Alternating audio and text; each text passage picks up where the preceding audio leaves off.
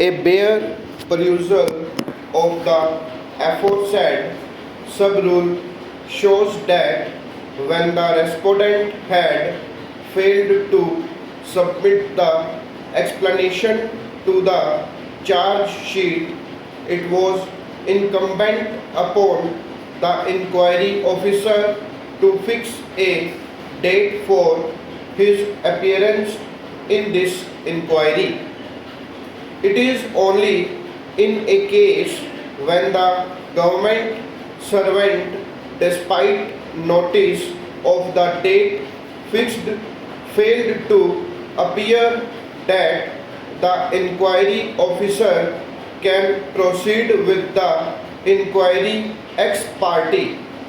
Even in such circumstances, it is incumbent on the inquiry officer to record the statement of witnesses mentioned in the charge sheet. Since the government servant is absent, he would clearly lose the benefit of cross-examination of the witnesses. But nonetheless, in order to establish the charges, the department is required to produce the necessary evidence before the inquiry officer. This is so as to avoid the charge that the inquiry officer has acted as a prosecutor as well as a judge. Inquiry officer acting in a quasi-judicial authority is in the position of an independent adjudicator. He is not supposed to be a representative of the department or disciplinary authority of the government.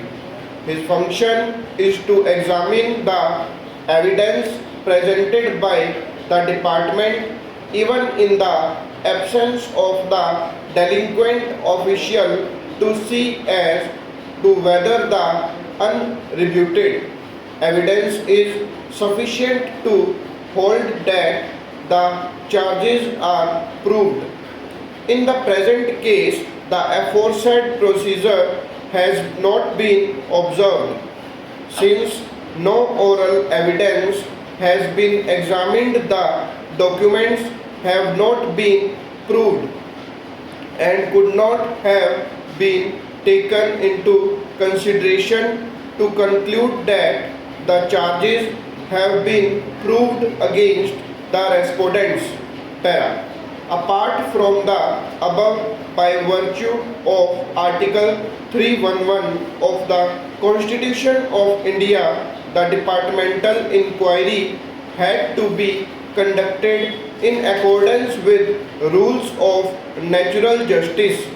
It is a basic requirement of rules of natural justice that an employee be given a reasonable opportunity to being heard in any proceeding which may culminate in a punishment being imposed on the employee.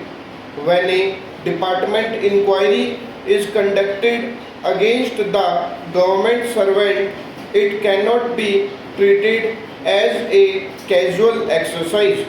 The inquiry proceedings also cannot be conducted with a closed mind. The inquiry officer has to be wholly unbiased.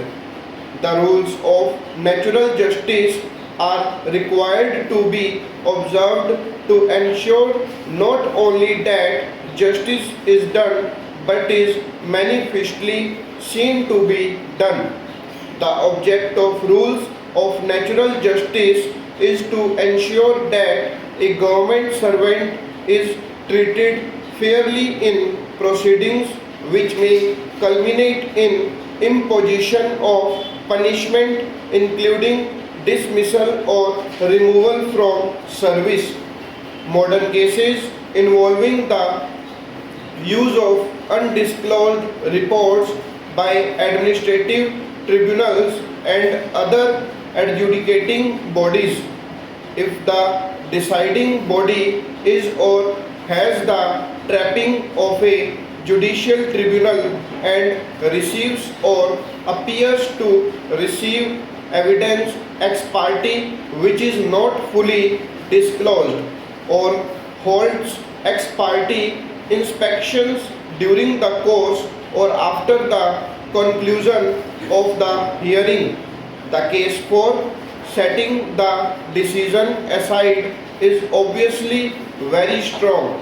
The maxim that justice must be seen to be done can readily be invoked.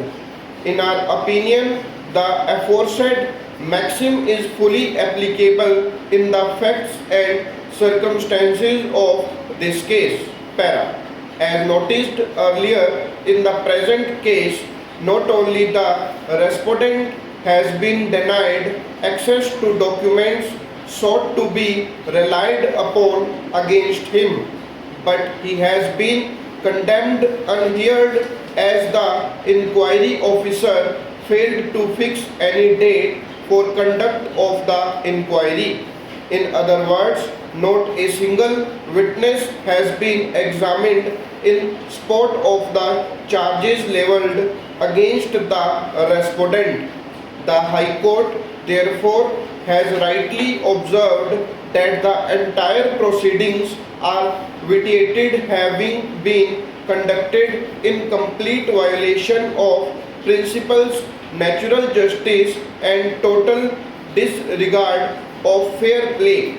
The respondent never had any opportunity at any stage of the proceedings to offer an explanation against the allegations made in the charge sheet. Para. This court, in the case of Kashinath versus Union of India 1986, had clearly stated the rationale for the rule requiring supply of copies of the documents sought to be relied upon by the authorities to prove the charges levelled against a government servant.